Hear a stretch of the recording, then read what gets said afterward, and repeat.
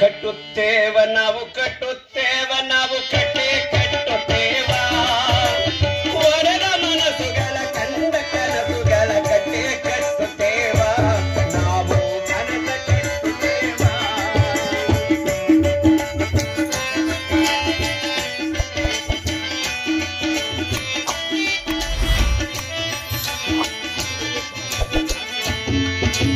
ಜಾತಿಗಿಲ್ಲದ ಭೀತಿಗಿಲ್ಲದ ನಾಡ ಕಟ್ಟುತ್ತೇವ.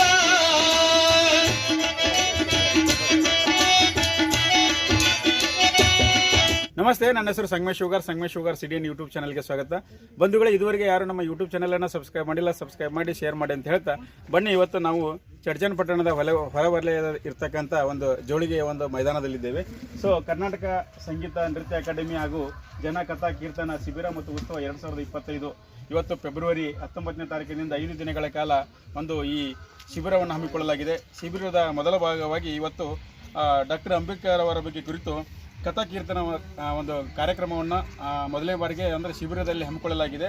ಈ ಕಥಾ ಕೀರ್ತನದ ಮೂಲ ಉದ್ದೇಶ ಅಂಬೇಡ್ಕರ್ ಅವರ ಜೀವನ ಚರಿತ್ರೆಯನ್ನು ಒಂದು ಗಂಟೆ ಅಥವಾ 1.5 ಗಂಟೆಯಲ್ಲಿ ಪೂರ್ತಿ ಅವರ ಜೀವಮಾನದ ಸಾಧನೆಗಳನ್ನು ಹಾಡಿ ಹೇಳುವುದೇ ಒಂದು ಕಥಾ ಕೀರ್ತನ ಉದ್ದೇಶವಾಗಿದೆ. ಕಥಾ ಕೀರ್ತನಕಾರರಾದಂಥ ಶಂಕರ ಭಾರತೀಪುರ ಅವರಿಂದ ಒಂದು ಈ ಜನಕಥಾ ಕೀರ್ತನ ಶಿಬಿರದಲ್ಲಿ ಒಂದು ಕಾರ್ಯಕ್ರಮವನ್ನು ಕೇಳ್ಕೊಂಬರೋಣ ಅಂತ ಬನ್ನಿ, ನೋಡ್ಕೊಂಬರೋಣ. ನಮಸ್ತೆ. ನಮೋ ತಸ್ಸಾ ಭಗವತೋ ಅರಹತೋ ಸಮ್ಮಾ ಸಂಬುದ್ಧಸ್ಸಾ. ನಮೋ ತಸ್ಸಾ ಭಗವತೋ ಅರಹತೋ ಸಮ್ಮಾ ಸಂಬುದ್ಧಸ್ಸಾ. ಬುದ್ಧಂ ಶರಣಂ ಗಚ್ಚಾಮಿ, ಧಮ್ಮಂ ಶರಣಂ ಗಚ್ಚಾಮಿ, ಸಂಘಂ ಶರಣಂ ಗಚ್ಚಾಮಿ.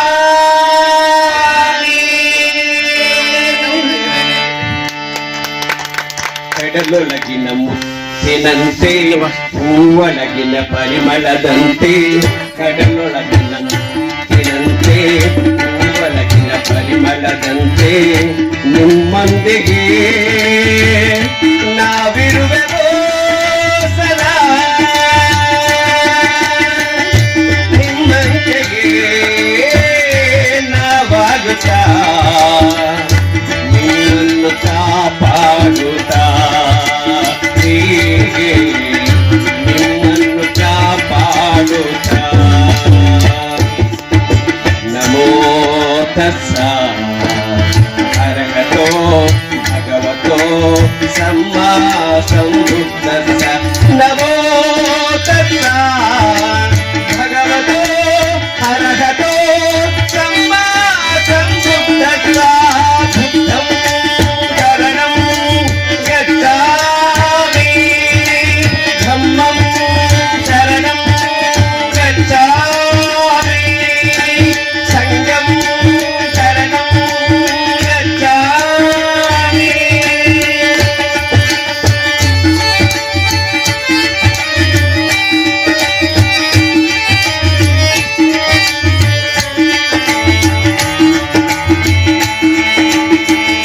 ಹುಣ್ಣಿಮೆ ಬೆಳಗಲಿ ನೀ ಕೊಟ್ಟ ಜ್ಞಾನವ, ಹುಣ್ಣಿಮೆ ಬೆಳಗಲಿ ನೀ ಕೊಟ್ಟ ಜ್ಞಾನವ ಮನಸ್ಸಿಟ್ಟು ಪಾಲಿಸುತ್ತ.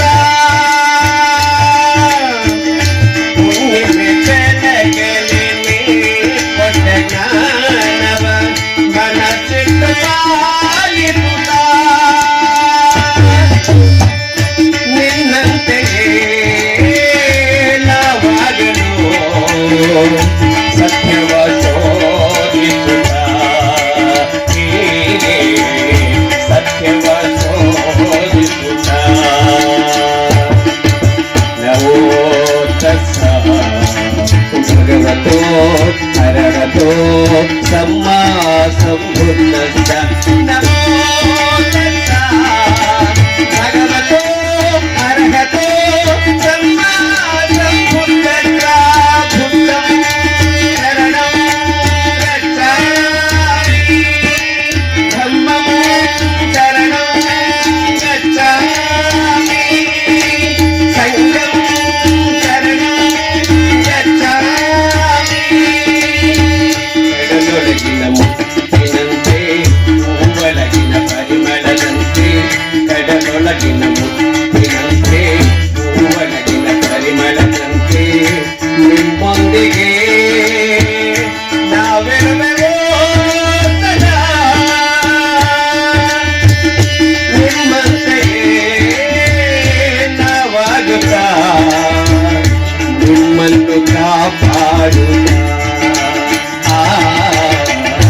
ನಿಮ್ಮನ್ನು ಕಾಪಾಡುತ್ತಾ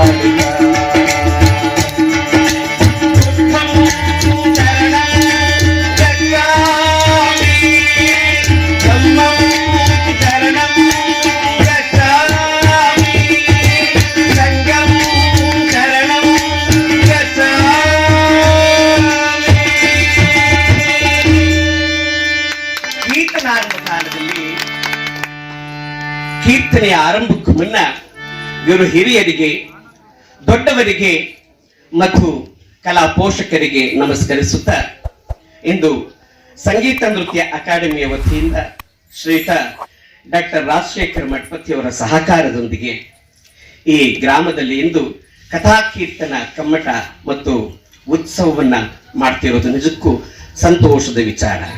ಕಾರಣ ಮನುಷ್ಯ ಹುಟ್ಟಿದವರೆಲ್ಲರೂ ಕೂಡ ಜಗತ್ತಿನಲ್ಲಿ ಪ್ರಸಿದ್ಧಿ ಹೊಂದಲಿಕ್ಕೆ ಸಾಧ್ಯ ಇಲ್ಲ.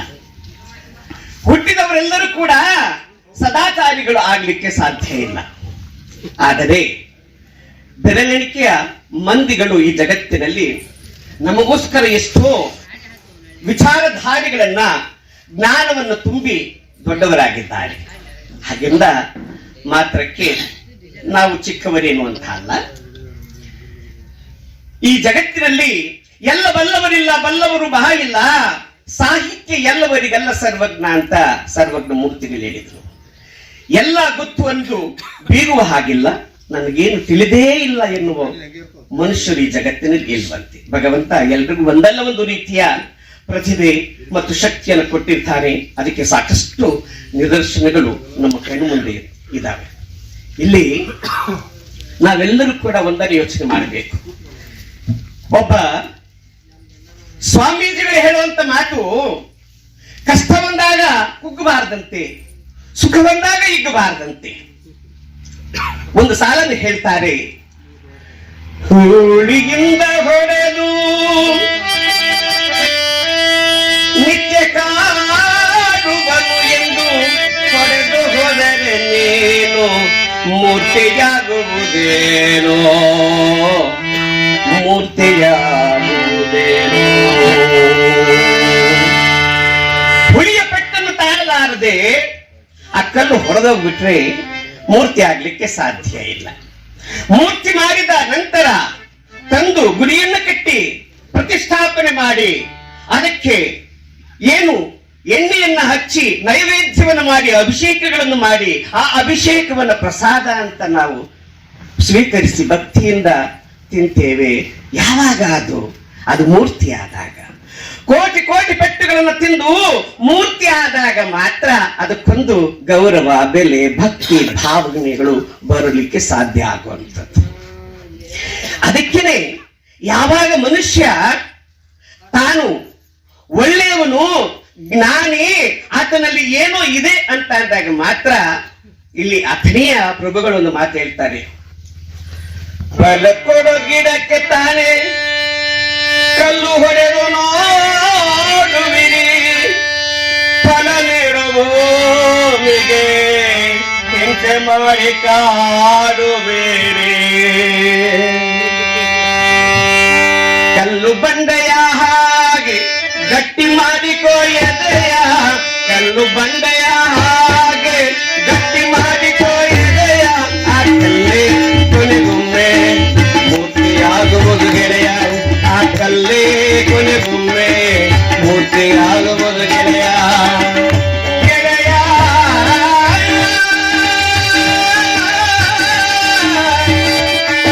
ಗೆಳೆಯ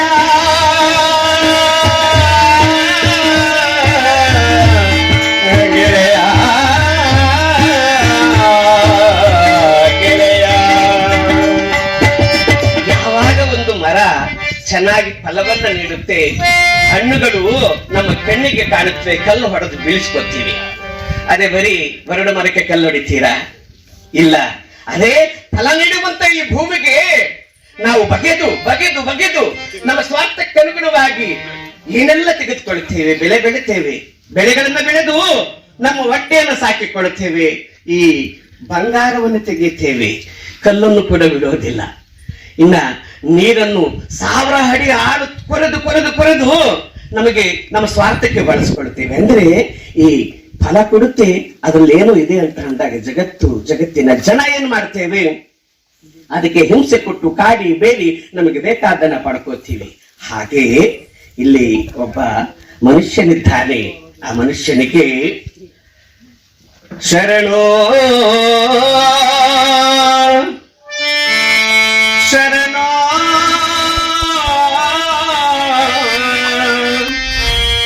ಶರಣೋ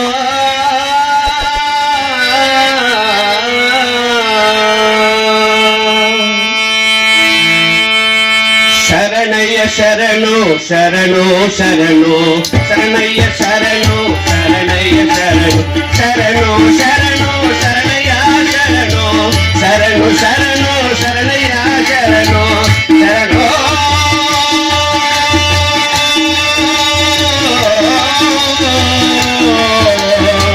ಶರಣೋ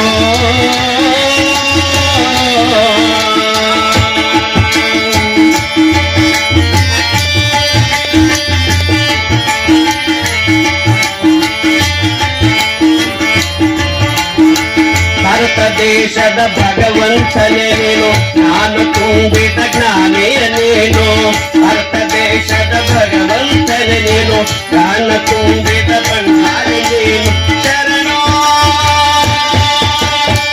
ಶರಣೋ ಶರಣೋ ಶರಣೋ ಶರಣೋ ಶರಣೋ ಶರಣೋ ಶರಣೋ.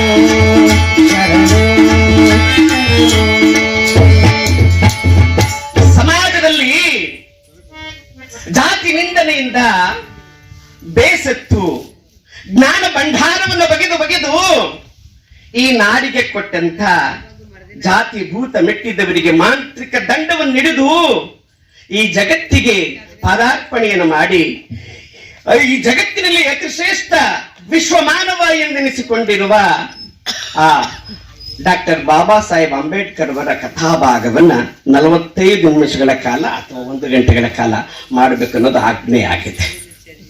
45 ನಿಮಿಷ ಅಲ್ಲ, 45 ದಿವಸ ಮಾಡಿದ್ರು ಕೂಡ ಅವರ ಸಾಧನೆ, ಅವರ ಒಂದು ಜ್ಞಾನ ಭಂಡಾರವನ್ನ ಈ ಸಮಾಜಕ್ಕೆ ನೀಡ್ಲಿಕ್ಕೆ ಸಾಧ್ಯ ಇಲ್ಲ. ನನ್ನ ಮುಂದೆ ಸಾಕಷ್ಟು ಜನ ಅಂಬೇಡ್ಕರ್ ಅನ್ನು ಓದ್ಕೊಂಡಂತವ್ರು ಕೂತಿದ್ದಾರೆ. ನಮ್ಮ ಡಾಕ್ಟರ್ ರಾಜಶೇಖರ್ ಮಠಪತಿ ಅವರು ಬಿಟ್ರೆ ಇಡೀ ದಿವಸ ಬೇಕಾದ್ರೆ ಅವ್ರ ಬಗ್ಗೆ ಭಾಷಣ ಮಾಡುವಂತ ಶಕ್ತಿ, ಸಾಮರ್ಥ್ಯ, ವೈಚಾರಿಕತೆ ತುಂಬಿಕೊಂಡಿರುವಂತವ್ರು ಇದ್ದಾರೆ. ಇನ್ನು ನನ್ನ ಮುಂದೆ 3 ಜನ ಹರಿದಾಸರು ಕುಳಿತಿದ್ದಾರೆ. ಸಚಿನ್ ಅವರು ಮತ್ತು ಸುಮಿತ್ರಮ್ಮನವರು ಹಾಗೆ ರಾಜೇಶ್ವರಿ ಅಮ್ಮನವರು. ಆದ್ರೂ ಕೂಡ ಇದೊಂದು ರೀತಿಯ ನಮ್ಗೆ ಚಾಲೆಂಜ್. 45 ನಿಮಿಷ ಒಂದು ಕಥೆಯನ್ನ ಮಾಡಿ, ಅದು ಒಬ್ಬ ಮೇರು ಪರ್ವತ, ಒಂದು ದೊಡ್ಡ ವ್ಯಕ್ತಿತ್ವ ತುಂಬಿರುವಂತ ಬಸವಣ್ಣವರಾಗಿರ್ಲಿ, ಕುವೆಂಪು ಆಗಿರ್ಲಿ, ಅಂಬೇಡ್ಕರ್ ಆಗಿರ್ಲಿ, ಬುದ್ಧರಾಗಿರ್ಲಿ, ಅವ್ರ ಬಗ್ಗೆ ಕಥೆ ಮಾಡೋದಿದೆಯಲ್ಲ, ಏನಿಲ್ಲ, ನಿಮಗೆ ಗೊತ್ತಿಲ್ಲ ಅಂತಲ್ಲ. ಇಲ್ಲಿ ಕೂತಿರೋರಲ್ಲಿ ಬಿಟ್ಟರೆ ಗಂಟೆ ಹಾಡ್ತಾರೆ ಅಂತ ಜ್ಞಾನ ತುಂಬಿರುವಂಥದ್ದು. ಕಥಾ ಕೀರ್ತನೆ ಅನ್ನುವುದು ನಮ್ಮ ಮೈಸೂರು ಭಾಗದಲ್ಲಿ ಅಥವಾ ದಕ್ಷಿಣ ಭಾಗದಲ್ಲಿ ಹೇಗಿದೆ, ಅದರ ಪರಿಣಾಮ ಎಷ್ಟು ಬೃಹದಾಕಾರವಾಗಿ ಬೆಳೆದಿದೆ ಅನ್ನೋ ಪರಿಚಯವನ್ನ ಮಾಡಿಕೊಳ್ಳಿಕ್ಕೆ ಅಷ್ಟೇ ನಮ್ಮ ಪದ ದೇವರಾಜ್ ಅವರು ಇಂಥ ಒಂದು ಸಾಧನೆಗೆ ಕೈ ಹಾಕಿದ್ದಾರೆ. ಏನಾದರೂ ತಪ್ಪು ದೋಷಗಳು ಕಂಡು ಬಂದಲ್ಲಿ, ಯಾಕೆಂದ್ರೆ ಭಾಗವತವಾಗಲಿ, ಪುರಾಣವಾಗಲಿ, ರಾಮಾಯಣವಾಗಲಿ, ಮಹಾಭಾರತವಾಗಲಿ ಹೀಗೆ ನಿಖರವಾಗಿ ಹೀಗೆ ಅಂತ ಹೇಳಿಕ್ಕಾಗಲ್ಲ. ಅವರವರ ಮನ ಬಂದಂತೆ ಹೇಗೆ ಬೇಕಾದ್ರೂ ಅದನ್ನ ಈ ಜಗತ್ತಿಗೆ ಭಕ್ತಿ ಭಾವದಿಂದ ಮೆಚ್ಚಿಸಬಹುದು, ಹೇಳಬಹುದು. ಆದರೆ ಒಬ್ಬ ಮನುಷ್ಯನ, ನಿಜ ಮನುಷ್ಯನ, ಈ ದಾರಿಯಲ್ಲಿ ನಡೆದಾರುವ ಪುಣ್ಯಾತ್ಮನ, ಇದೇ ರಸ್ತೆಯಲ್ಲಿ ನಡೆದು ಜನಮನ್ನಣೆ ಗಳಿಸಿರುವಂತ ಒಂದು 100-150 ವರ್ಷಗಳ ಹಿಂದೆ ಬದುಕಿಂತ ಪುಣ್ಯಾತ್ಮನ ಚರಿತ್ರೆಯನ್ನು ಹೇಳುವಾಗ ನಾವು ಯಾವುದನ್ನು ಕೂಡ ಅಂತೆ ಕಂತೆ ಕತೆ ಪುರಾಣಗಳಂತೆ ಹೇಳುವ ಹಾಗಿಲ್ಲ. ಇದ್ದದ್ದನ್ನಿದ್ದ ಹಾಗೆ ಹೇಳಬೇಕು, ಯಾಕಂದ್ರೆ ಕಂಡಿರುವಂಥದ್ದು, ಓದಿರುವಂಥದ್ದು. ಹಾಗಾಗಿ ಅಂತ ಪುಣ್ಯಾತ್ಮನ ಕಥಾ ಶ್ರವಣವನ್ನ ನಾನು ಕೀರ್ತನೆ ರೂಪದಲ್ಲ, ನಿರೂಪಣೆ ಮಾಡಲಿಕ್ಕೆ ಹೊರಟಿದ್ದೇನೆ. ನಿಮ್ಮೆಲ್ಲರ ಆಶೀರ್ವಾದ ಇರಲಿ ಅಂತ ಹೇಳ್ತಾ ನಿಮ್ಮೆಲ್ಲರಿಗೂ ಮತ್ತೊಮ್ಮೆ ಸ್ವಾಗತವನ್ನು ಬಯಸ್ತಾ ಕಥಾಭಾಗವನ್ನು ಮುಂದುವರಿಸೋಣ.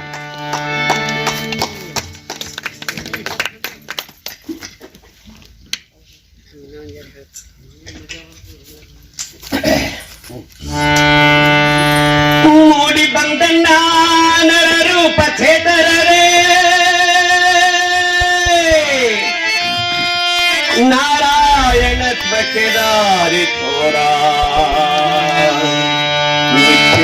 ಅವತರಿಪ ಸತ್ಯಾವತಾರ ಅವತರಿಸುವ ಅವತರಿಸುವ ಅವತರಿಸುವ ಇಲ್ಲಿ ತನ್ನ ಚೈತ್ಯದಲ್ಲಿ ಅವತರಿಸುವ ಇಲ್ಲಿ ತನ್ನ ಚೈತ್ಯದಲ್ಲಿ ಸಚ್ಚಿದಾನಂದ ಶೀಲ ಸಚ್ಚಿದಾನಂದ ಶೀಲ ಬಾಯಿಲ್ಲಿ ಸಂಭವಿಸು ಹೃದಯದಲ್ಲಿ ನಿತ್ಯವು ಅವತರಿಪ ಸತ್ಯಾವತಾರ ಬಾಯಿಲ್ಲಿ ಸಂಭವಿಸು ಎಂದೆನ್ನ ಹೃದಯದಲ್ಲಿ ನಿತ್ಯವು ಅವತರಿಪ ಸತ್ಯಾವತಾರ ಬಾಯಿಲ್ಲಿ ಸಂಭವಿಸು ಎಂದೆನ್ನ ಹೃದಯದಲ್ಲಿ ನಿತ್ಯವು ಅವತರಿಪ ಸತ್ಯಾವತಾರ ಮಧ್ಯಪ್ರಾಂತ್ಯದ ರತ್ನಗಿರಿ ಜಿಲ್ಲೆಯ ಅಂಬೇವಾಡಿ ಎನ್ನುವಂತಹ ಒಂದು ಗ್ರಾಮ. ಆ ಗ್ರಾಮದಲ್ಲಿ ಮನೋಜಿ ಸತ್ಪಾಲ್ ಎನ್ನುವಂತ ಮಹಾನ್ ಮೇರುಪರ್ವತ ಸೈನಿಕ ಕುಟುಂಬದವರು ಶೂದ್ರ ಮನೆತನದವರಾಗಿದ್ದು ಅವರು ಸೈನ್ಯದಿಂದ ನಿವೃತ್ತಿ ಹೊಂದುತ್ತಾರೆ. ನಿವೃತ್ತಿಯ ನಂತರ ತನ್ನ ಮಗನಿಗೆ ಆ ಕೆಲಸವನ್ನು ಕೊಡಿಸ್ತಾರೆ. ಆ ಮಗನೇ ಡಾಕ್ಟರ್ BR ಅಂಬೇಡ್ಕರ್. 1891 ಏಪ್ರಿಲ್ 14ರಂದು ಭೀಮ್ಜಿಯವರ ಜನನವಾಗುತ್ತೆ. ತಾಯಿ ಭೀಮಾಬಾಯಿ ಮತ್ತು ತಂದೆ ರಾಮ್ಜಿ ಸತ್ಪಾಲ್ ಇವರ ಉದರದಲ್ಲಿ ಜನಿಸಿದಂತ ಅಂಬೇಡ್ಕರ್ ಅವರು ಈ ಜಗತ್ತಿನಲ್ಲಿ ಈ ರಾವಣರನ್ನ ಕೊಲ್ಲಲು ಜನಿಸಿದ ರಾಮನಂತೆ, ಶ್ರೀಕೃಷ್ಣ ಪರಮಾತ್ಮ ಪಾಂಡವನ್ನು ರಕ್ಷಿಸಿದಂತೆ, ಪ್ರಹ್ಲಾದನನ್ನು ರಕ್ಷಿಸಿದ ನರಸಿಂಹನಂತೆ ಈ ಜಗತ್ತಿನಲ್ಲಿ ಈ ದಲಿತರ ದೀನ ದಲಿತರ ಕಷ್ಟ ಕಾರ್ಪಣ್ಯವನ್ನು ದೂರ ಮಾಡಲು ಭೀಮ್ಜಿ ಜನಿಸಿದ್ದಾರೆ. ಮಗ ಹುಟ್ಟಿದ್ದಾನೆ ಮನೆಯಲ್ಲಿ. ಆ ಸತ್ಪಾಲ್ ಕುಟುಂಬದಲ್ಲಿ ಒಂದು ರೀತಿಯ ಚೇತರಿಕೆ, ಚೈತನ್ಯ, ಸಂತೋಷ ಮನೆ ಮಾಡಿದೆ. ಮುಖಾರವಿಂದವನ್ನು ನೋಡಿದರೆ ಆತನಲ್ಲಿ ಏನೋ ಒಂದು ಶಕ್ತಿ ಇದೆ. ತಾವರಿಯಂತ ಕಣ್ಣುಗಳು, ಹೊಳೆಯುವಂತ ಮುಖ, ಅದನ್ನ ಕಂಡು ಬೆಕ್ಕಸ ಬೆರಗಾಗಿದ್ದ ಅವರ ತಂದೆ. ಮಗು ಬೆಳೆದು ದೊಡ್ಡವನಾಗ್ತಾ ಇದ್ದಾನೆ. ಆ ಮಗುವನ್ನ ಕಂಡು ಅವನಿರುವಂತ ರೀತಿ ನೀತಿಗೆ ಆ ಮಗುವಿಗೆ ಭೀಮ ಎಂದು ಹೆಸರಿಟ್ಟಿದ್ದಾರೆ. ಆ ಭೀಮನು ಬಹಳ ಚೆನ್ನಾಗಿ ಬೆಳೆಯುತ್ತಾ ಅವರ ಮನೆಯಲ್ಲಿ ಇರುವಾಗ 6 ವರ್ಷಗಳು ಕಳೆದಿದೆ. 6 ವರ್ಷಗಳು ತುಂಬಿರುವಾಗ ಆ ಅಂದವಾದ ಮಗು ಭೀಮನು ಶಾಲೆಗೆ ಸೇರಿದ್ದಾನಂತೆ. ಶಾಲೆಗೆ ಸೇರಿಸಿದ್ದಾರೆ. ಮಗುವಿಗೆ ವಿದ್ಯಾಭ್ಯಾಸವನ್ನು ಕೊಡಿಸಬೇಕೆಂದು. ಯಾಕೆಂದರೆ ತಂದೆ ಒಬ್ಬ ಸೈನಿಕ, ಮಗನು ಕೂಡ ಚೆನ್ನಾಗಿ ಓದಿ ವಿದ್ಯಾವಂತನಾಗಿ ಜ್ಞಾನಿಯಾಗಬೇಕೆಂಬ ಆಸೆ ಹೊತ್ತು ಆ ರಾಮ್ಜಿ ಸತ್ಪಾಲ್ ಮಗನನ್ನು ಶಾಲೆಗೆ ಕಳಿಸಿದ್ದಾರಂತೆ. ಅಂದು ಕಿತ್ತು ತಿನ್ನುವ ಬಡತನ ಆ ಕುಟುಂಬಕ್ಕೆ ಮೊದಲೇ ಹೇಳಿದ್ದಾರೆ. ಬಡತನ ಬರಬಾರದು, ಬಡತನ ಬರಬಾರದು. ಬಡತನದಲ್ಲಿ ಬೆಂದು ಹೋಗಿರುವಂತ ಕುಟುಂಬದಲ್ಲಿ ಬೆಳಕನ್ನ ನೀಡುತ್ತಾನೆ ಅನ್ನೋ ಭರವಸೆ ಇಟ್ಟು ಭೀಮನನ್ನ ಶಾಲೆಗೆ ಕಳಿಸಿದ್ದಾರಂತೆ. ಶಾಲೆಗೆ ಕಳುಹಿದ ತಂದೆ ಮಗನ ಏಳ್ಗೆಯನ್ನ ಬಯಸಿ ಬಹಳ ಆಸೆ ಹೊತ್ತಿದ್ದಾನಂತೆ. ಭೀಮರಾವ್, ಭೀಮ ಅಂತ ಏನಂತ ಕರೀತಾರೆ. ಆತ ಶಾಲೆಯಲ್ಲಿ ಬಹಳ ಚೆನ್ನಾಗಿ ಆಟ ಪಾಠಗಳನ್ನ ಆಡಿಕೊಂಡು ಎಲ್ಲರ ಮಧ್ಯೆ ಚೆನ್ನಾಗಿ ಇದ್ದಾನೆ. ಆತನಿಗೆ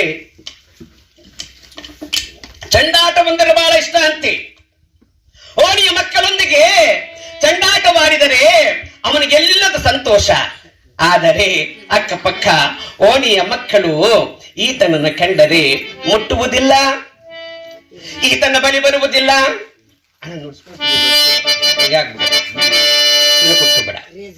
ಶ್ರುತಿ ಬೇಕು. ಮಗುವನ್ನ ಕಂಡರೆ ಓಣಿಯ ಹುಡುಗರು ಮುಟ್ಟುವುದಿಲ್ಲ, ಈತನ ಬಳಿ ಬರುವುದಿಲ್ಲ. ಇದನ್ನ ಕಂಡು ರಾಮ್ಜಿ ಸತ್ಪಾಲ್ಗೆ ಬಹಳ ದುಃಖವಾಗಿದೆಯಂತೆ. ಅಯ್ಯೋ, ನಾವು ಮನುಷ್ಯರಲ್ಲವೇ? ಈ ಸಮಾಜದಲ್ಲಿ ನಾಯಿ ನರಿಗಳಿಗೆ ಕೊಡುವಂತ ಬೆಲೆ ಈ ಮನುಷ್ಯರಿಗೆ ನಮಗೇಕೆ ಕೊಡುತ್ತಿಲ್ಲ ಅಂತ ದುಃಖಿತರಾಗಿ ಕಾಲ ಕಳೆಯುವಾಗ ಮಗು ಶಾಲೆಗೆ ಹೋಗಿ ಪಾಠವನ್ನು ಆರಂಭಿಸಿದ. ಶಾಲೆಯ ಮಕ್ಕಳು ಈತನನ್ನು ಕಂಡರೆ ಹತ್ತಿರ ಸೇರಿಸುವುದಿಲ್ಲ, ಕುಡಿಯಲು ನೀರು ಕೊಡುವುದಿಲ್ಲ. ಹಾಗಿರುವಾಗ ಆ ಶಾಲೆಯ ಅನ್ಯ ವಿದ್ಯಾರ್ಥಿಗಳೆಲ್ಲವೂ ಕೂಡ ತನ್ನ ಮನೆಗೆ ಹೋಗಿ ತಮ್ಮ ತಮ್ಮ ತಾಯಿ ತಂದೆಯರಿಗೆ ಹೇಳಿದ್ದಾರೆ, ನಾವು ಶಾಲೆಗೆ ಹೋಗುವುದಿಲ್ಲ. ಕಾರಣ ಅಸ್ಪೃಶ್ಯ ಹುಡುಗನೊಬ್ಬ ನಮ್ಮ ಶಾಲೆಗೆ ಸೇರಿಸ್ಕೊಂಡ್ಬಿಟ್ಟಿದ್ದಾರೆ. ಆತನನ್ನ ಮುಟ್ಟಿಸಿಕೊಳ್ಳಲಾರೆವು, ನಾವು ಶಾಲೆಗೆ ಕಡಾಖಂಡಿತವಾಗಿ ಹೋಗಲಾರೆವು ಅಂತ ಹಠ ಮಾಡಿ ಕುಳಿತಿದ್ದಾರಂತೆ. ತಕ್ಷಣ ಆ ವಿದ್ಯಾರ್ಥಿಗಳ ತಾಯಿ ತಂದೆಗಳು ಬಂದು ಶಾಲೆಯಲ್ಲಿ ಗುರುಗಳಿಗೆ ಎಚ್ಚರಿಸಿದರಂತೆ, ನೀವೇನಾದರೂ ಈ ಅಸ್ಪೃಶ್ಯ ಹುಡುಗನಿಗೆ ವಿದ್ಯೆಯನ್ನು ಕಲಿಸಿದರೆ ನಮ್ಮ ಮಕ್ಕಳನ್ನು ಶಾಲೆಗೆ ಕಳಿಸುವುದಿಲ್ಲ, ಎಚ್ಚರ ಎಂದಾಗ ಗುರುಗಳು, ಅಯ್ಯೋ ಎಂತ ಜ್ಞಾನಿ ಆ ಮಗು, ಚೆನ್ನಾಗಿ ಓದ್ತಾನೆ ಅಂತ ಮಗುವನ್ನ ಶಾಲೆಗೆ ಕಳಿಸುವುದು ಇವರಿಗೆ ಇಷ್ಟ ಇಲ್ಲವಲ್ಲ ಅಂತ ಕೊರಗುವುದಾದರೂ ಕೂಡ ವಿಧಿ ಇಲ್ಲ. ಹೇಳಿದರಂತೆ, ಅಯ್ಯ ಭೀಮಾ, ನೀನು ಶಾಲೆಗೆ ಬಾ, ಏನಾದ್ರೂ ನಾನು ಹೇಳ್ತೇನೆ, ಆದರೆ ಈ ಮಕ್ಕಳ ಕೂಡ ಕುಳಿತು ನೀ ಪಾಠ ಕಲಿಬೇಡ, ಅದೋ ಆ ಮೂಲೆಯಲ್ಲಿ ಕುಳಿತುಕೊಂಡು ನೀನು ಅಭ್ಯಾಸವನ್ನು ಮಾಡು ಎಂದು ಗುರುಗಳು ಹೇಳಿದ್ದಾರಂತೆ. ಭೀಮ 6 ವರ್ಷದ ಬಾಲಕ ಗುರುಗಳಿಗೆ ಪ್ರಶ್ನೆ ಮಾಡಿದ, ಗುರುಗಳೇ, ಮನೆಯಲ್ಲಿ ನಾಯಿ ಮತ್ತು ಪ್ರಾಣಿಗಳನ್ನ ಸಾಕಿ ಸಲಹಿ ಮನೆಯ ಒಳಗಡೆ ಬಿಟ್ಕೋತಾರೆ, ಪ್ರೀತಿಯಿಂದ ಕಾಣುತ್ತಾರೆ, ಅನ್ನ ಹಾಕ್ತಾರೆ, ಮನುಷ್ಯನಾಗಿರುವ ನನಗೇಕೆ ಈ ಶಿಕ್ಷೆ? ಅಯ್ಯೋ ಆಗಲಿ ಗುರುಗಳೇ, ನಿಮ್ಮ ಆಣತಿಯಂತೆ ನಾನು ಇನ್ನೊಬ್ಬರಿಂದ ಇದೇ ಮೂಲೆಯಲ್ಲಿ ಕುಳಿತು ಪಾಠವನ್ನು ಕಲಿಯುತ್ತೇನೆ ಎಂಬುದಾಗಿ ಆ ಮೂಲೆಯಲ್ಲಿ ಕುಳಿತು ಪಾಠ ಕಲಿಯಲು ಆರಂಭಿಸಿದ. ಅಂದೊಂದು ದಿನ ಶಾಲೆಗೆ ಶಿಕ್ಷಣ ಅಧಿಕಾರಿಗಳು ಬಂದಿದ್ದಾರೆ. ಮೇಲಧಿಕಾರಿಗಳು ಬಂದು ಶಾಲೆಯ ಮಕ್ಕಳನ್ನ ಕಂಡು ಅವರ ಬುದ್ಧಿ ಮಟ್ಟವನ್ನು ಪರೀಕ್ಷಿಸಲು ಗುರುಗಳು ಕೇಳಿದರಂತೆ, ಏನ್ರಯ್ಯ ಎಲ್ಲ ಚೆನ್ನಾಗಿ ಓದ್ತಿದ್ದೀರಾ? ಹೌದು ಗುರುಗಳೇ. ಹಾಗಾದರೆ ನಾನೊಂದು ಪ್ರಶ್ನೆ ಕೇಳ್ತೇನೆ, ಹೇಳುವಿರಾ? ಆಗ್ಲಿ ಗುರುಗಳೇ. ಗುರುಗಳು ಕೇಳಿದರಂತೆ, ಅಪ್ಪ, ಮನುಷ್ಯನ ತಲೆಗೇನು ಬೆಲೆ? ಅಪ್ಪ, ಮನುಷ್ಯನ ತಲೆಗೆ ಏನು ಬೆಲೆ ಹೇಳುವಿರಾ ಎಂದು ಕೇಳಿದ. ಅದಕ್ಕೆ ಮಕ್ಕಳೆಲ್ಲರೂ ಕೂಡ ಏನ್ ಹೇಳ್ತಾರೆ ಏನು ಗೊತ್ತಿಲ್ಲ, ಯೋಚನೆ ಮಾಡ್ತಾ ಕಳ್ಕೊಂಡ್ರಂತೆ. ಉತ್ತರ ಬರಲಿಲ್ಲ. ಗುರುಗಳು ಕೂಡ ಯೋಚನೆ ಮಾಡ್ತಾ ಇದ್ದಾರೆ, ಅಯ್ಯೋ ನಾವು ಅಪಾಸೆಗೊಳಗಾಗ್ಬಿಟ್ವಲ್ಲ, ಯಾರಿಗೂ ಕೂಡ ಈ ಉತ್ತರ ಗೊತ್ತಿಲ್ಲ ಎಂದಾಗ ಭೀಮ ಎದ್ದನಂತೆ. ಮೂಲೆಯಲ್ಲಿ ಕುಳಿತಿದ್ದ ಭೀಮ, ಗುರುಗಳೇ ನಾನು ಉತ್ತರಿಸಬಹುದೇ? ಓ ಆಗಲಿಯ್ಯ, ಹೇಳು ಹೇಳು, ಏನು ನನ್ನ ಹೆಸರು? ನನ್ನ ಹೆಸರು ಭೀಮ ಅಂತ. ಓಹೋ ಹೇಳು ಹಾಗಾದರೆ. ಅದಕ್ಕೆ ಆ ಮಗು ಹೇಳಿತಂತೆ, ಗುರುಗಳೇ, ಮನುಷ್ಯನ ತಲೆಗೆ ಬೆಲೆ ಕಟ್ಟಲಾಗದು, ಈ ಮಾನವನ ತಲೆಗೆ ಬೆಲೆ ಕಟ್ಟಲಾಗುವುದಿಲ್ಲ. ಕಾರಣ ವಿದ್ಯೆ, ಜ್ಞಾನ, ಪಾಂಡಿತ್ಯ ಇವೆಲ್ಲವೂ ಕೂಡ ಇದೆ. ಆದರೆ ಗುರುಗಳೇ, ಆದರೆ ಮಗು ಕತ್ತರಿಸಿದ ರುಂಡಕ್ಕೆ 1 ಕಾಸಿನ ಕಿಮ್ಮತ್ತು ಕೂಡ ಇಲ್ಲ ಗುರುಗಳೇ. ಅದಕ್ಕೊಂದು ಉದಾಹರಣೆ ಸಮೇತ ಹೇಳಿದರಂತೆ ಭೀಮ. ಗುರುಗಳೇ, ರಾಜನೊಬ್ಬ ಕಾಡಿನಿಂದ ಮೊಲಗಳ ತಲೆ ತಂದು ಅದರೊಟ್ಟಿಗೆ ಮನುಷ್ಯನ ತಲೆಯನ್ನು ಕೂಡ ಮಾರಲು ಆರಂಭಿಸಿದನು. ಜನಗಳು ಅದಕ್ಕೆ ಆ ಮೊಲಗಳ ತಲೆಗೆ ಬೆಲೆ ಕಟ್ಟಿ ಕೊಂಡುಕೊಂಡು ಹೋದರು. ಈ ರುಂಡಗಳ ಮಧ್ಯೆ ಮನುಷ್ಯರ ರುಂಡವಿತ್ತಲ್ಲ, ಆ ಒಂದು ತಲೆಗೆ ಬೆಲೆ ಕಟ್ಟಲಾಗುವುದಲ್ಲ, ತಲೆಯತ್ತು ಕೂಡ ನೋಡಲಿಲ್ಲವಂತೆ. ಗುರುಗಳೇ, ಸತ್ತ ತಲೆಗೆ ಬೆಲೆ ಇಲ್ಲ, ಬದುಕಿದ್ದು ವಿದ್ಯೆ, ಜ್ಞಾನ, ಪಾಂಡಿತ್ಯ ತುಂಬಿದ್ದರೆ ಈ ಮನುಷ್ಯನ ತಲೆಗೆ ಅಗಾಧವಾದ ಬೆಲೆ. ಅಬ್ಬಬ್ಬಬ್ಬ, ಎಂಥ ಉತ್ತರ ಕೊಟ್ಟ ಮಗು! ಇದೆಲ್ಲವೂ ನೀಲಿಂದ ಕಲಿತೆ?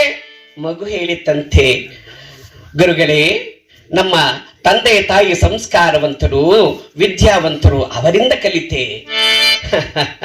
ನಿನ್ನನ್ನು ಅಸ್ಪೃಶ್ಯನೆಂದು ಮೂಲೆಯಲ್ಲಿ ಕುಳ್ಳಿರಿಸಿದ್ದಾರೆ, ಆದರೆ ಜ್ಞಾನಿಗಳ ಮಕ್ಕಳು ಇದನ್ನರಿಯದೆ ಯೋಚನೆ ಕೂಡ ಮಾಡಲಾರದೆ ಸುಮ್ಮನೆ ಕುಳಿತಿದ್ದಾರೆ. ಅಪ್ಪ, ನೀನು ಸಾಮಾನ್ಯನಲ್ಲ, ಮುಂದೆ ಒಳ್ಳೆಯ ಜ್ಞಾನಿ ಆಗ್ತೀಯ, ಅಗಾಧವಾದ ಹೆಸರು ನಿನ್ನದಾಗುತ್ತೆ ಅಂತ ಮನದಲ್ಲೇ ಆಶೀರ್ವಾದ ಮಾಡಿ ಶಿಕ್ಷಣ ಅಧಿಕಾರಿಗಳು ಹೊರಟರಂತೆ. ಇಂಥ ಭೀಮರಾವ್ ತನ್ನ ವಿದ್ಯಾಭ್ಯಾಸವನ್ನ ಜಾತಿಯ ನಿಂದನೆಯ ಮಧ್ಯೆ ಮುಂದುವರಿಸಿದ್ದಾನೆ. ಹೀಗೆ ಕಾಲ ಕಳೆಯುವಾಗ ಇನ್ನು ಸಣ್ಣ ವಯಸ್ಸಿನಲ್ಲೇ ತನ್ನ ತಾಯಿ ಅನಾರೋಗ್ಯ ಹೊಂದಿದಳು. ಭೀಮಾಬಾಯಿ ಅನಾರೋಗ್ಯದಿಂದ ಹಾಸಿಗೆ ಹಿಡಿದಳು. ಅಮ್ಮನನ್ನು ಕಂಡು ಮೊಮ್ಮಲ ಮೊರಗಿದ ಭೀಮ, ಸಣ್ಣ ವಯಸ್ಸಿನಲ್ಲೇ ನನ್ನ ನಗಲಿ ಹೋಗುವೆಯ ತಾಯಿ ಎಂದಾಗ ಆ ತಾಯಿಯ ಕಣ್ಣೀರಿನಲ್ಲಿ ನೀರು ಹುಕ್ಕಿ ಹರಿಯಿತು. ಭೀಮ, ವಿದ್ಯಾವಂತನಾಗು, ಜ್ಞಾನವಂತನಾಗು, ಚೆನ್ನಾಗಿ ಓದು ಎಂಬುದಾಗಿ ಸಣ್ಣ ವಯಸ್ಸಿನಲ್ಲೇ ಆ ತಾಯಿ ಭೀಮಾಬಾಯಿ ಅಸುನಿಗಿದ್ದಾಳಂತೆ. ಅಮ್ಮ ಅಮ್ಮ ಮಾತೆ ಅಗಲೆದಯ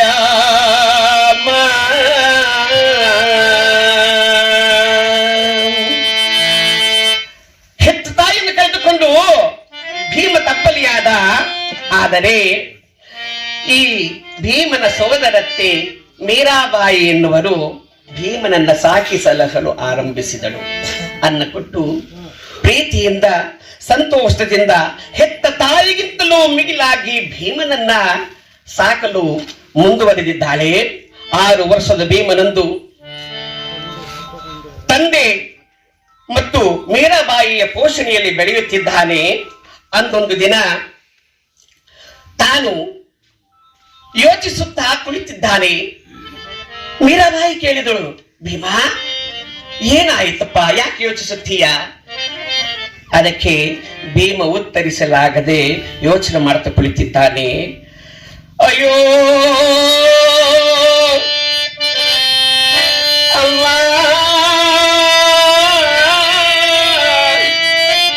ಅಮ್ಮ,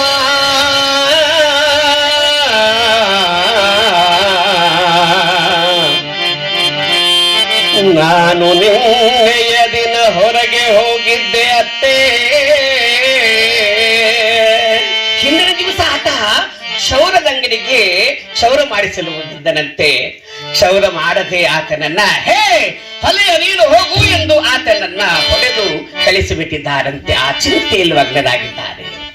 ಭೀಮನನ್ನು ಕಂಡು ಮೀರಾಬಾಯಿ ಕರೆದುಕೊಂಡು ಮನೆಗೆ ಬಂದು ತಾನೇ ತನ್ನ ಕೈಯಾರವೇ ಕ್ಷೌರವನ್ನು ಮಾಡಿದ್ದಾಳೆ. ಆ ಭೀಮನಿಗೆ ಪಾಪ ಕ್ಷೌರವನ್ನು ಮಾಡಿಸಿಕೊಂಡು ಯೋಚನೆ ಮಾಡಿದ, ಅಯ್ಯೋ ಈ ಜಗತ್ತಿನಲ್ಲಿ ನಮಗೇಕೆ ಇಂಥ ತಾರತಮ್ಯ, ಇಂಥ ಜಾತಿ ಭೇದ, ನಾವೇನು ಮಾಡಿದ್ದೇವೆ ಎಂದು ಪಾಪ ಆ ಭೀಮನು ಯೋಚನೆ ಮಾಡ್ತಾ ಮನದಲ್ಲಿ ಹೇಳ್ತಾ ಇದ್ದಾನಂತೆ.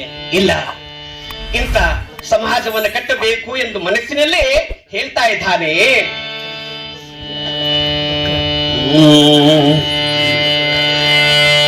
ಕಟ್ಟುತ್ತೇವ ನಾವು ಕಟ್ಟುತ್ತೇವ ನಾವು ಕಟ್ಟೆ